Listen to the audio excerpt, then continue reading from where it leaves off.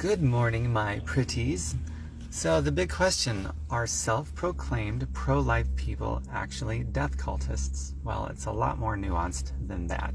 So yesterday I made a post, something similar to that. It was just an objective observation, and most people saw it for what it was, an objective observation. Just a few people inserting my personal belief when I never stated the personal belief, but I think it warrants a live feed. So I'll give you my objective observation and then my personal belief after, so that it's not really a mystery anymore.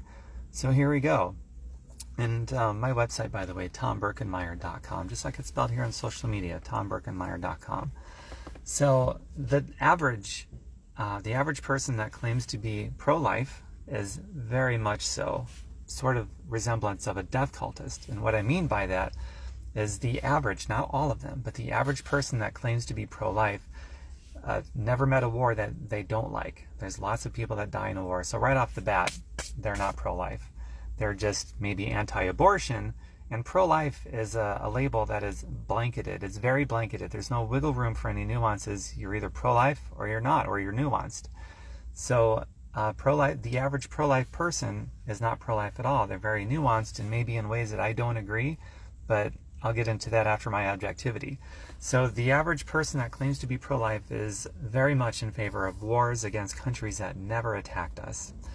The average person that claims to be pro-life is also in favor of the death penalty. And you can justify certain extreme instances all day long, and I might even agree with you. Maybe, maybe not. But if you're for the death penalty in any circumstance, then you are not pro-life. And some people are more blood hungry than others. It's just before the baby is born, do everything to protect that baby, but after the baby is born, who gives a shit? And then, of course, there's many more degrees and nuances of people that feel very differently about that. And there's principled people and there's unprincipled people. There's people that are self-proclaimed to be pro-life who are anti-war. And maybe with the exception of, okay, if somebody attacks us first, then war is okay. And that's actually one I would agree with. I'll get into that more later. And then there's also people that, they love life before and after birth and believe in nurturing kids after they come out of the womb. And there's people that don't give a shit after they come out of the womb, just beforehand. And there's people that are so anti-abortion, but pro-death via war, pro-death via capital punishment, but they're so anti-abortion that even if the doctor gives the would-be mother a guarantee, look, if you carry the baby to term, you are going to die. Your baby might live. Or maybe the guarantee could be you're both going to die unless you abort. And there's some people that no, absolutely not. Still, abortion is off the table. So there's some people that have that stance. Now, the average anti-abortion person is actually much more reasonable. The average anti-abortion person that is anti-abortion will make exceptions if the mother's health really is at stake. Therefore, even most anti-abortionists are not really anti-abortion because that's another blanket label. So you either are or you aren't. There's certain sets of circumstances where people make exceptions. So there, real true pro-life people almost don't exist. It is such a small fringe of the population, but there's a lot of people that claim to be, and really they're not. So there's a cognitive dissonance there. Just like with most labels, people don't understand labels and they misapply them all the time. So here's my personal feeling on all this stuff. So my personal feeling on all this stuff is, a consciousness doesn't even start to form until about 22 and a half weeks after conception. The heart doesn't begin to form until about 4 weeks after conception. A lot of pro-life people or anti-abortion people will say, if it's got a heartbeat, it's alive. Okay, cool. That sounds good. I favor life before and after childbirth.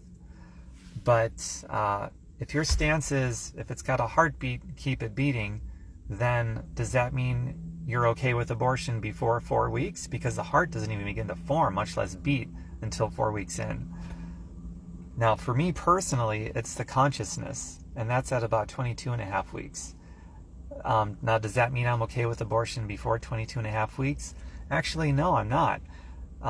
It doesn't mean I'm against it either. I'm neither pro-choice or pro-life. I'm extremely nuanced. I would even consider myself maybe to be a moderate on the topic matter because I'm so nuanced. There's so many variables to consider. But I do favor life before and after childbirth. So that's my personal opinion on it. And from there's so many nuances, and most of it, well, not most of it, but there's some parts of it that I'm even still conflicted on where I don't really know where I stand. But the most defining variable is the 22.5 weeks is where a consciousness starts to form and gets more intensified after that. So obviously I'm against late-term abortion. But gosh, from there, early term abortion, let's say it's as an alternative to birth control, just, convenience. I'm very much against that. I think that is gross and disgusting, and I think that represents a very small fragment of the population. One characteristic that the self-proclaimed pro-lifers espouse about people who do get abortions is that, they're all a bunch of people that do it out of convenience and they don't give a shit about the unborn life. That's not true. There might be 1 or 2 out of 100 out of 1,000, I don't know, something very small that would actually apply to. But the overwhelming majority of women that go through an abortion procedure, it was a heart-wrenching decision to make, and it may be a disagreeable decision, but it's not one that they took lightly. And in many instances, it's a case of, the mother was told by the doctor that your health is at jeopardy, you could die, your baby could die. And so there's a lot of things to consider. So the overwhelming, it's not some flippant decision they made to have it done. That's just a gross, false mischaracteristic of what they're going through. But, having said that, for the small fringe of abortions that happen as an alternative to birth control or out of convenience, yeah, of course I wholeheartedly disagree with them, and that's just one little nuance there. So, and my personal feelings about, let's go over the whole pro-life versus pro-choice, or just the pro-life label. So pro-life includes life of all kind, a vegan diet. If you're not on a vegan diet, you're not pro-life. You might be anti-abortion, but pro-life is a blanketed statement. All life, all forms. If you step on an anthill and you're okay with that, you're not pro-life. and I'm not even saying I agree or disagree, but I will right now. So, vegan diet. If you can be vegan and at your best, at your healthiest, awesome. That's something I would support. If you need a little bit of meat in your diet, because you start to notice some problems, and no matter how intelligently vegan you eat, you're developing some problems over time, then eat to support yourself, even if it's not vegan food. And that's something that's agreeable, in my opinion. And some people disagree with that. Some people think everyone should be vegan, and that's objectively not true. There's some people that slowly malnourish themselves to death if they go on a vegan diet, and there's some people that slowly nourish themselves to death if they're not on a vegan diet. So you have to do what works for you there.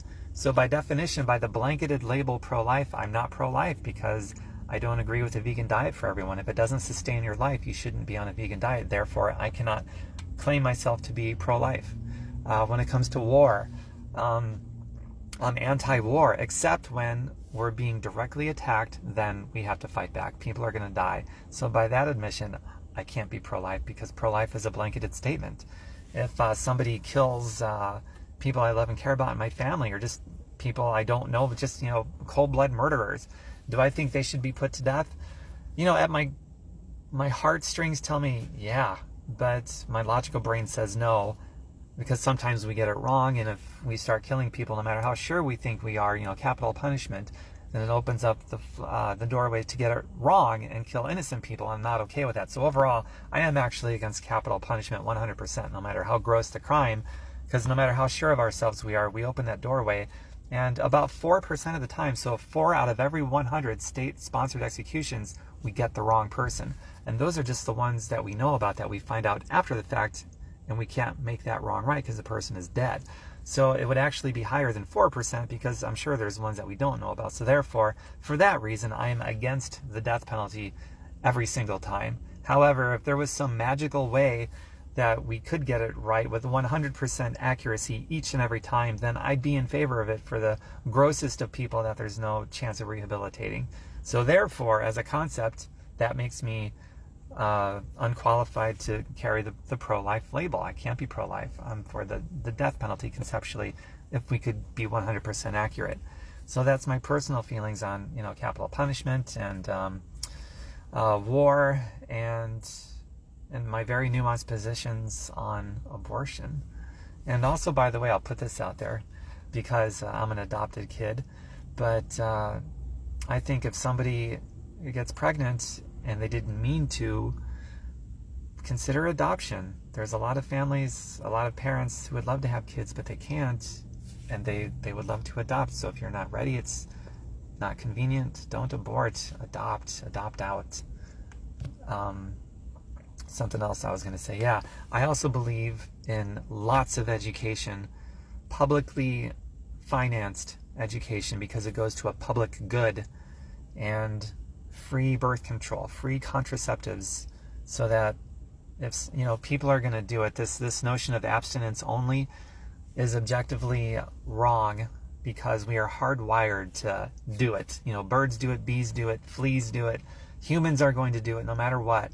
So if we go into this naively thinking that if we teach abstinence only, that people, especially kids, are just going to be abstinent. By kids, I mean, upper teens, 20s, 30s, whatever. People are going to do it.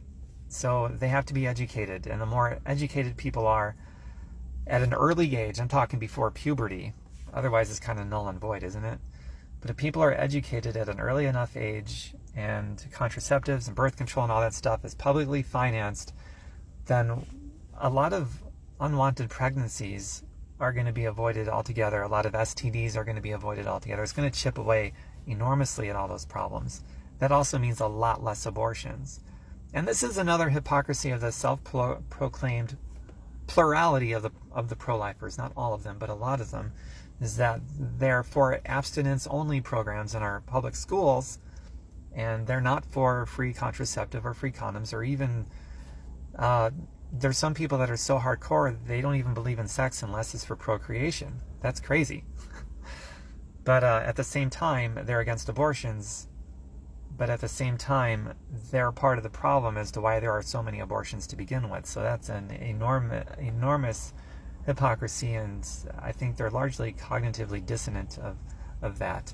So I'm 100% in favor of publicly financed condoms, contraceptives, birth control, all those things, and education everywhere at people young enough before they even hit puberty. Otherwise, if you wait till after they hit puberty and their hormones are on, it's kind of too late for a lot of people. And also, create an environment that props up the family unit. And I don't care if it's, a mom and a dad that's female and male, or male and male, or female and female. I don't care. The family unit, prop that up so that families are talking about this, and the education is best when it starts at home. But unfortunately, a lot of homes are highly dysfunctional.